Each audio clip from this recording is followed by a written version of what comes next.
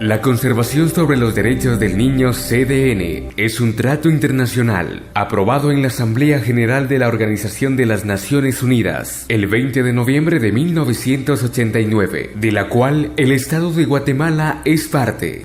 La CDN representó una ruptura de paradigma al reconocer a los niños, niñas y adolescentes como actores, protagonistas y sujetos portadores de derechos y garantías individuales que hoy en día continúan representando mucho más que una declaración de buenas intenciones y normativas para los estados que la aprobaron. La CDN establece un consenso sobre la definición de los derechos fundamentales de carácter universal y un compromiso vigente de los estados que forman parte, quienes deben de realizar todos los esfuerzos posibles para que los derechos de los niños y niñas se cumplan, en la búsqueda de su protección y desarrollo integral. Por eso, formulamos la siguiente pregunta: ¿qué avances han habido en la relación a la protección integral de la niñez y adolescencia? En Guatemala, de manera especial, han habido avances, pero pocos y muy lentos. Se han hecho cosas importantes, pero ha costado lograrlas. Por ejemplo, la legislación que se deriva de la ratificación de la Convención, es decir, las 4 leyes: la Ley de Protección Integral, la Ley de Adopciones, la Ley contra la Violencia Sexual, la Explotación y la Trata de Personas y la Ley del Sistema Alerta Alba Kenneth son derivados de la Convención sobre los Derechos del Niño. Pero ha costado la primera 12 años para que fuera aprobada. Es decir, hasta los 12 años de haber sido ratificada la Convención sobre los Derechos del Niño por el Estado de Guatemala, se logra la primera legislación.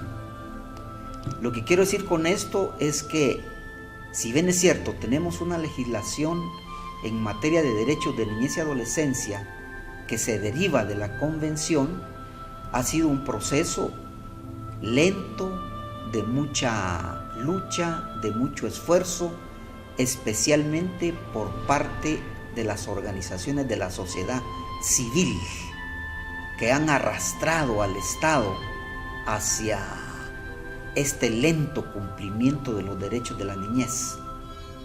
Los cambios pueden darse, son trascendentales desde el punto de vista que existe ya un instrumento jurídico que protege los derechos de los niños.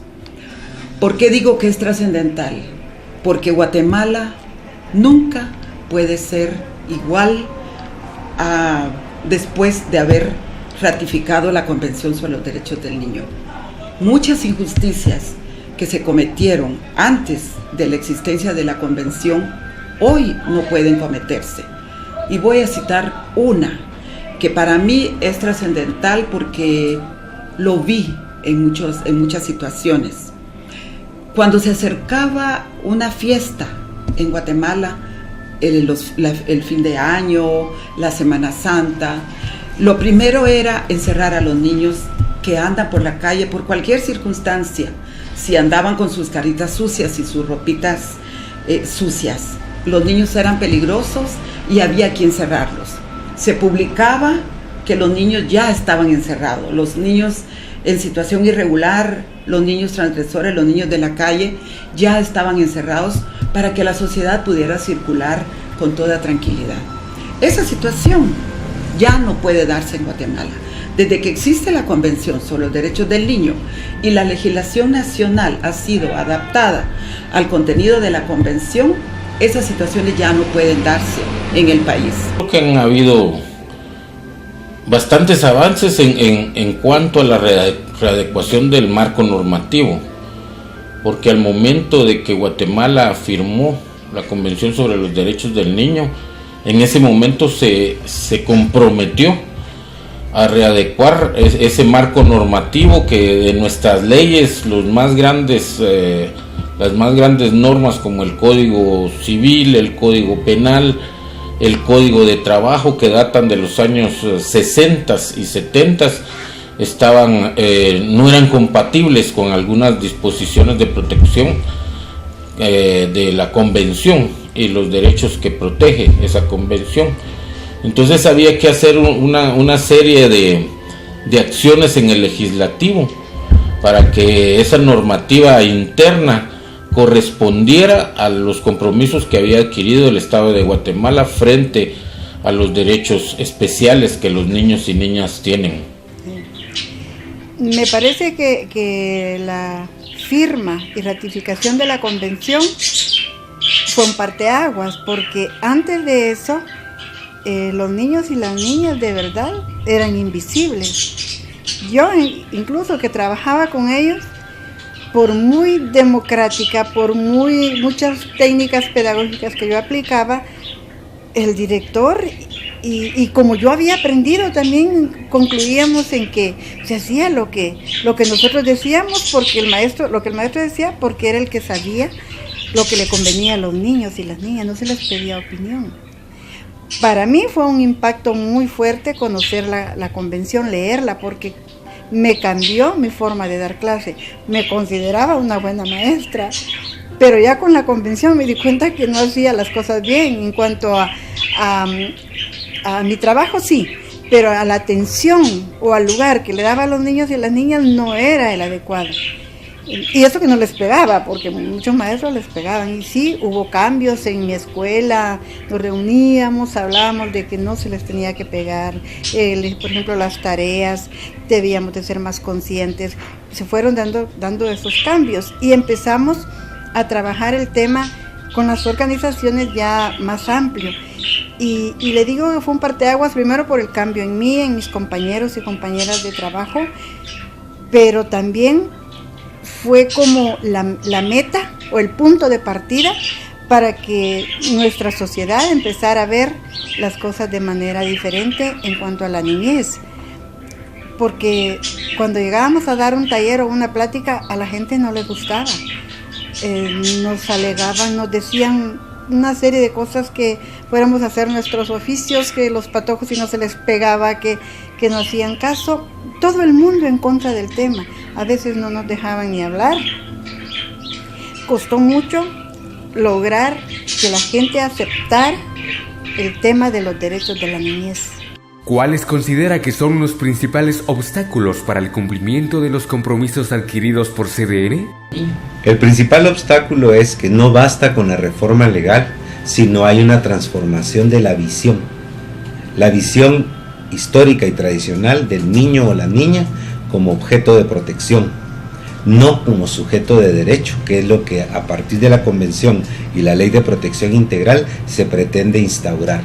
Hay que desmoronar todos los vetuscos y ya desusados modelos de la situación irregular y sustituirlos por procedimientos, por instituciones, por metodologías inspirados en la protección integral. El niño y la niña como sujeto de derecho. Mientras que las instituciones públicas y privadas, la sociedad civil, todavía sigan planificando, sigan implementando programas, proyectos, sigan viendo a los niños como objetos y no como sujetos, la reforma legal no va a alcanzar su desarrollo completo. Yo creo que el gran problema es que no hemos tenido una agenda única, una agenda de Estado. A pesar de haber una política de protección a la niñez, la cual ahorita ya se revisó y reactualizó, esa política no se operacionaliza, ¿me entiendes? O sea, sí hay momentos, hay encuentros, hay organizaciones que participamos, pero en realidad el Estado no asigna presupuesto y no asigna una institución, una organización del más alto nivel que pueda operacionalizar estos acuerdos, estas políticas para poder alcanzar. Yo sí creo que el gran problema ahorita, el gran obstáculo es que no hay un plan de nación en donde los diferentes gobiernos en cada momento de turno den seguimiento y logren alcanzar las metas planteadas. La Convención de los Derechos de la Niñez y Adolescencia habla de la adecuación de la ley, ¿verdad? Que es uno de los temas principales. Y en ese sentido también hablamos entonces de inversión en niñez y adolescencia. Hay un sistema de protección que está tanto creado en la Ley de Protección Integral de la Niñez y Adolescencia, pero también habían instituciones creadas con anterioridad y otras que surgieron a partir de la ley. Sin embargo, el tema del presupuesto e inversión en niñez y adolescencia para desarrollar todos los programas que implica la implementación concreta de la ley, tanto a nivel central como a nivel local, esa parte ha sido difícil, muy compleja. Lo podemos ver desde que hace prácticamente 3 años todas las instituciones han contado con el mismo presupuesto. No ha existido un aumento para el tema de niñez y adolescencia, que es lo que hace que la institucionalidad funcione deficientemente y no logra cubrir las demandas y realmente lograr la restitución de derechos. En el caso de la niñez y amenazada o violada en sus derechos, no logramos cumplir tampoco con la rehabilitación y la resocialización de los adolescentes en conflicto con la ley penal, y tampoco logramos cumplir con todas las políticas de atención para la niñez que puede estar en riesgo o en vulnerabilidad, o la niñez en general del país. Sin embargo, el principal factor que impide que el tema avance dentro de las estructuras del Estado son los cambios de gobierno.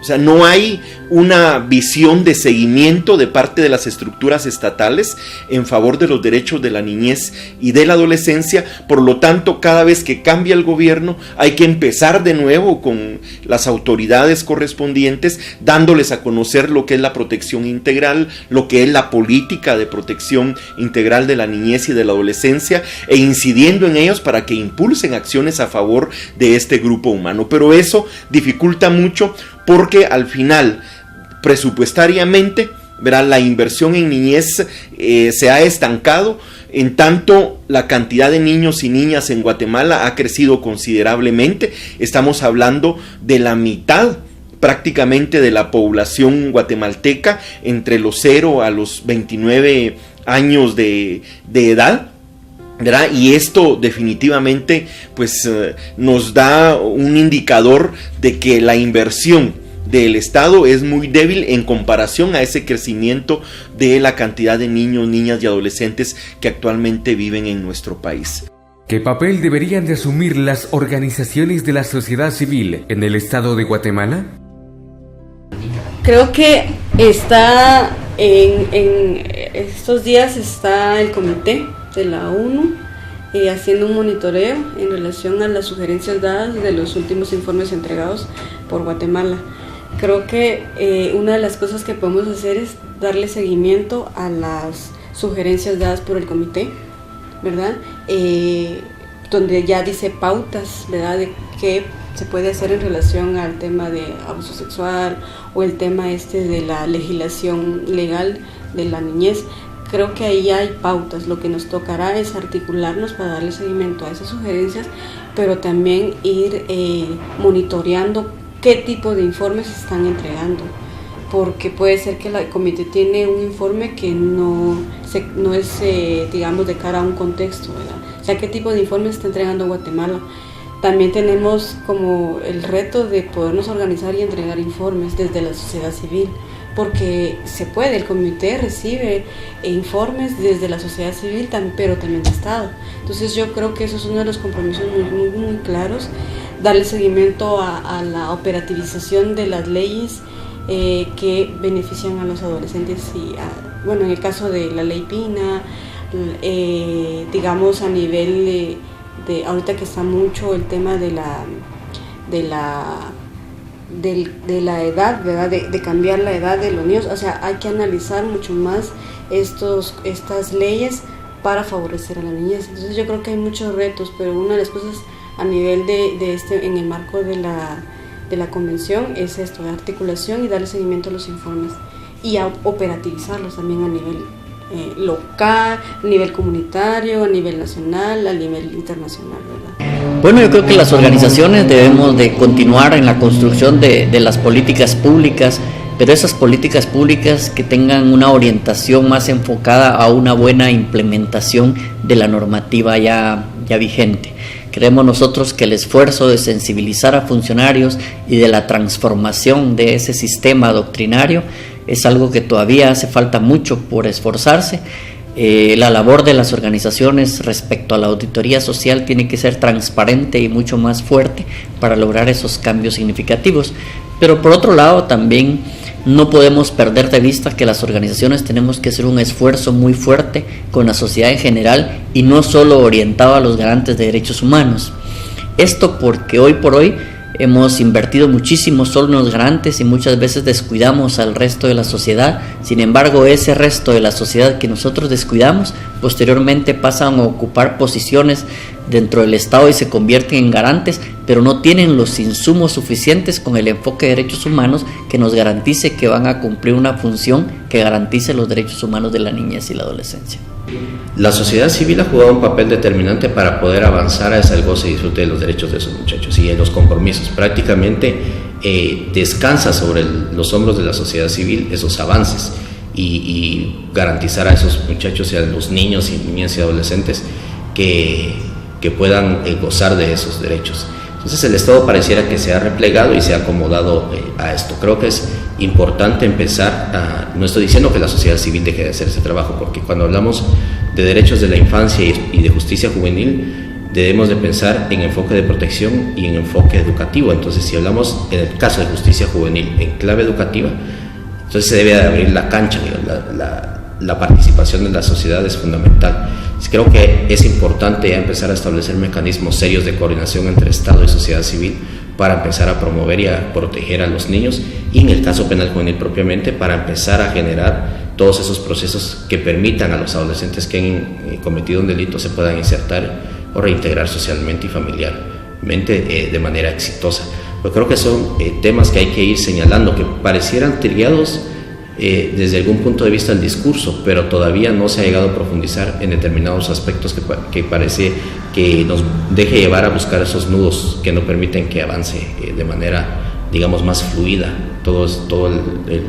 la protección de los niños, ¿verdad? Y de los adolescentes. Pues yo creo que la sociedad civil ha jugado un papel bastante importante en nuestro país y ha estado atrás de